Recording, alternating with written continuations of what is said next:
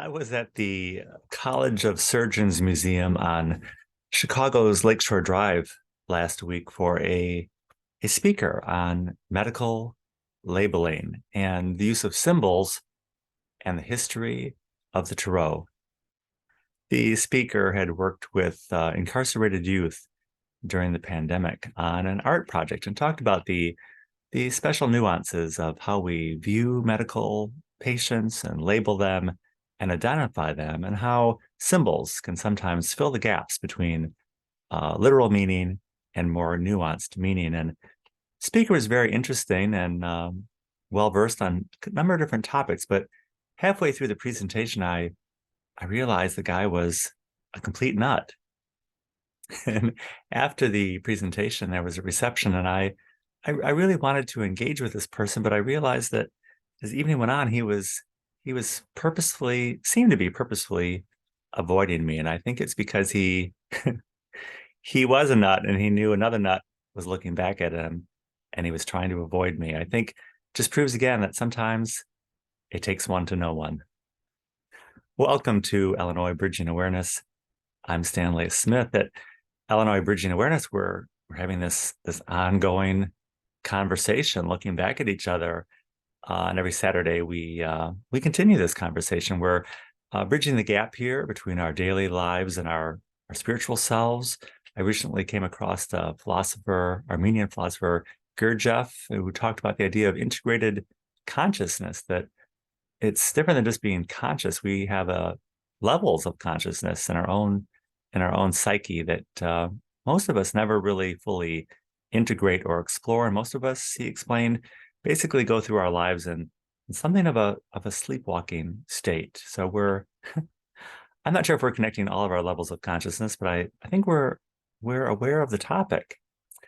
I think a lot of us, have caught on to the idea that there's a lot of facts and figures, and we're all seeking the truth, but oftentimes our experience is more nuanced, and the grease that actually makes the wheels of our lives move is something that's more akin to the transcendence in the world.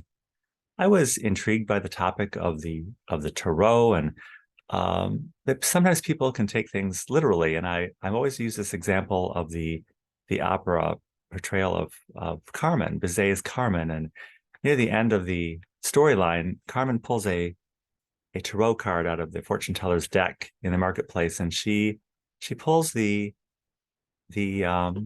death card, and it sets the rest of the opera in motion, resulting in her literal death. And I'm always intrigued by that, because the death card in the deck of the tarot actually just means transition or change. It doesn't have to always literally mean the end. And I think we've certainly experienced a lot of change and transition in our recent lives.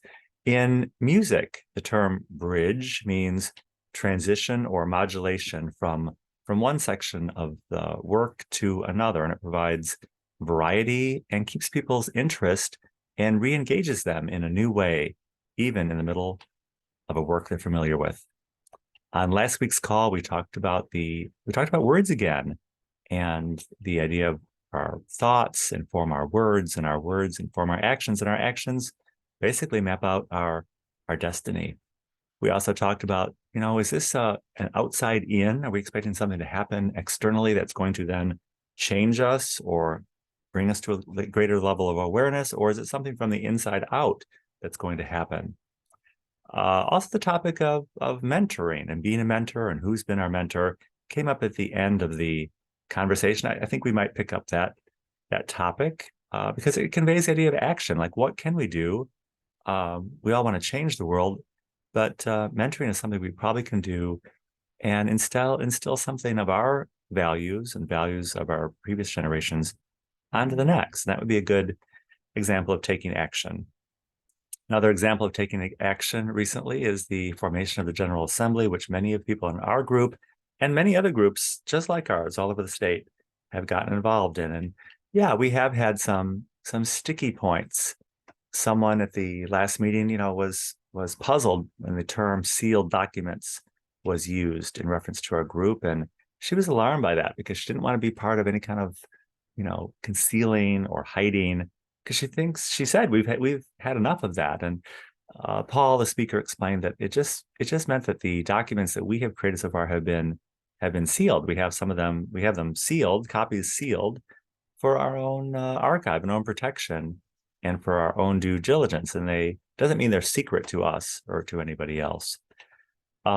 We were invited recently to the next meeting of the General Assembly, the ongoing conversation, and in that invite included, members only. So we're tracking down that sticky point. Like, what does that mean, members? And again, some of these things are triggers because we've all had bad experiences with some of these terminologies. And I think the trick is in this and any relationship is to not let the trigger become the problem.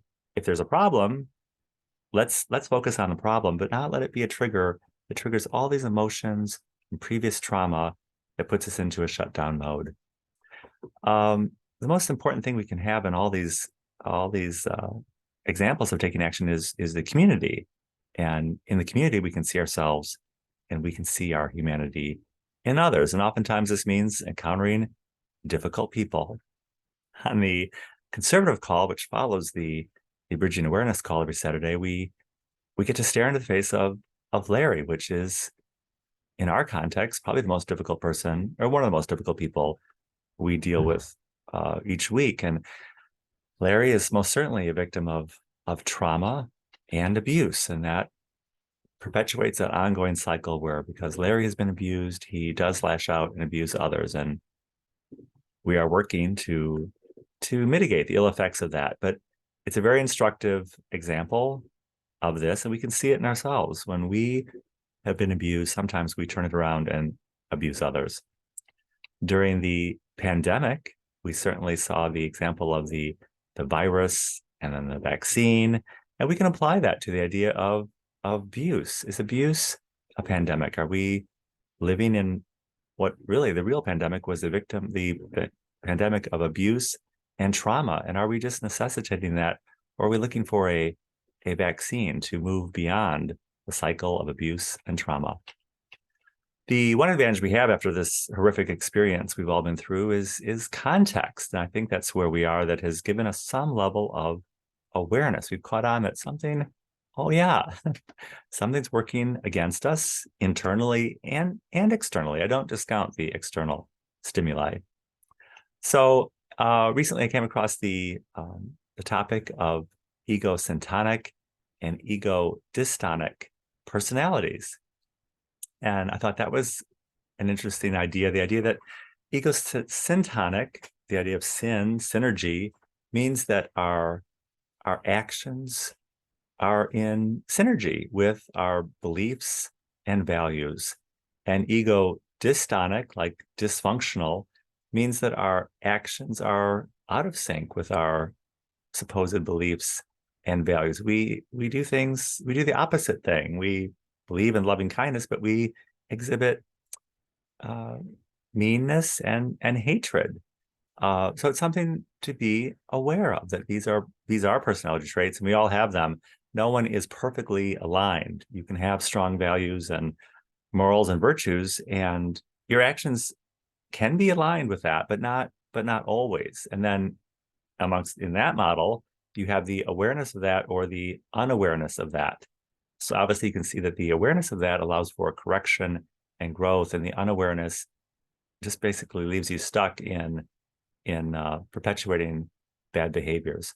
And the dystonic people have kind of the opposite model, where they can think they're a great person and have these terrible actions and not realize that it's not manifesting what they believe, or they could have awareness and then move on.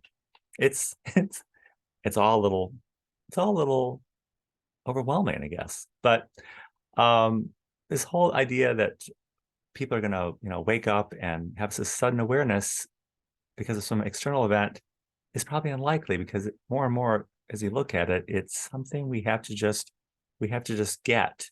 We have to get this awareness from the inside out. And also, if everyone just gets it and we have this mass awakening, it could be, ironically, it could be very destabilizing. Most people I talk to just want their idea of a new world is to have new roads leading from where they work to where they shop to their home. That would be their ideal situation, to have new roads. But do we really think that's what an awakened consciousness world would look like? Is it all about these things? And do we think these things can really make us all act and behave differently? It's really our actions that represent our values and not the things that represent and bear out our values. The thoughts and words and actions is a pretty good part of our ongoing conversation.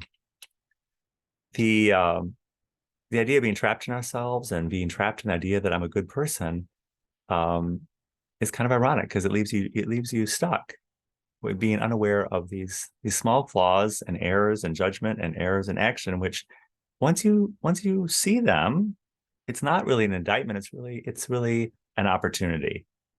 And the opposite of that, of normalizing the bad behaviors, is also something you could be aware of and think, this really isn't right. Having the homeless people in the street and having people having to steal groceries at the end of the month because they run out of money.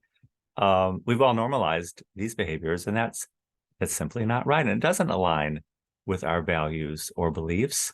And that's an example of ego dystonicism. So I think we're not looking for one big event to wake everybody up, an external event. We have the notion that God probably works in the small things, and we need to work with what we have and work with the people we have right in front of us. We've all been burned. It's a trigger. We know that feeling, and we need to stop focusing on the idea of a one big external event to fix everything and focus more on who we are. So back to the idea of being a mentor. I mean, we've all found our place in this time and place in history, and I think for most of us have really terrific memories of our past life, and having success and having mobility and having wonderful people in our lives who have helped us along the way, whether we've been aware of it or not. And probably something we can do now is take our values and beliefs and help the next generation coming up and instill the best of those notions and beliefs, or at least offer them and expose younger people to them.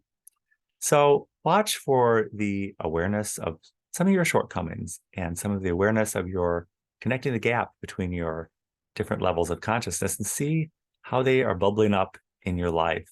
One thing we've been talking about in our ongoing conversation is listening for the words you use. And I've suggested a couple of different times of kind of this praise and lament meter. There are many, many laments in the world. We know that, but are we focusing on them? Are we complaining 50% of the time and speaking joyfully and gratefully the other half? Or is it more like 75-25? I mean, there's nothing right or wrong with that. But if you have some awareness of, well, where are your words? What are your words? And as we've discussed, your words inform your thoughts, and your thoughts inform your actions, and your actions inform your destiny. So, if you're looking at your life, it's not working for you, or it could be working better, you could be more aware of what are the words coming out of your mouth. What are you hearing yourself saying? Another topic which is not in my notes today, but I've heard this a number of times, the idea that I've eliminated all these toxic people from my life. And that's also probably not akin to where we need to be. I don't think that's a path to enlightenment, just to eliminate all the so-called toxic people, because probably we're just creating an echo chamber of our own psychology in that model. And it's akin to the idea of the attack mode. We're just constantly moving from one thing and one person to attack. And how is that working? Is that really going to play out? If we win all these attacks and all these battles, is that then going to be this aha enlightened moment where everything is going to be fine in our world? Probably not.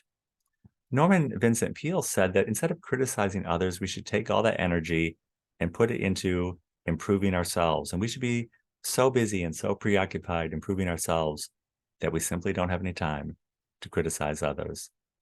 We're we're not a self-help course here at Illinois Bridging Awareness. We're just trying to navigate this conversation. We're on a journey together. Personally, my thoughts and words and actions, I've always thought I've just been doing just a terrific job. But really, really in the last year, I started off with words. I realized, oh, you know what? I've been mispronouncing some words most of my life, or I've been using them in the wrong context. And some actions have come back to me. I thought, small mistakes I was completely oblivious to. And it's a new awareness, and I don't find it demeaning or deflating. I feel it's helpful because I'm like, oh, I get it. I'm a little bit of a screw up, and and that's okay. And I don't have to be perfect, but I think it's part of the awakening process. And I would, I would suggest that we could all look for that instead of being defensive about it. Just, oh, I get it. Yeah, that was a mistake. I could have done things differently. No one wants to be told, and none of us want to be wrong. We kind of want to figure it all out. I heard someone asked me in the background outside Starbucks this week for $2, and my regular answer to that, because I'm asked quite often, is not thank you, but not today. And yesterday I was at the middle of Water Tower Shopping Place, and I think she might have been a homeless person, but she came up to me and asked me for a hug. And I had a number of immediate reactions. And my first was to say, I can't give you a hug, but I can give you an arm squeeze. And I have to say later, I thought, I should have been able to give the person the hug. So do my actions hang with my values and ideals? Well, apparently not always. But you know what? I have my $2, and there always is a tomorrow. And next time I see that lady, I'm going to offer her a hug. If you would like to join us at Illinois Bridging Awareness, I will include my email in the description of this video, and I'll be happy to include you in our weekly email, and to include an invite to the Saturday call. The Saturday Bridging Awareness call is every Saturday morning at 9 a.m. Central Time on Zoom. And I look forward to seeing you very, very soon.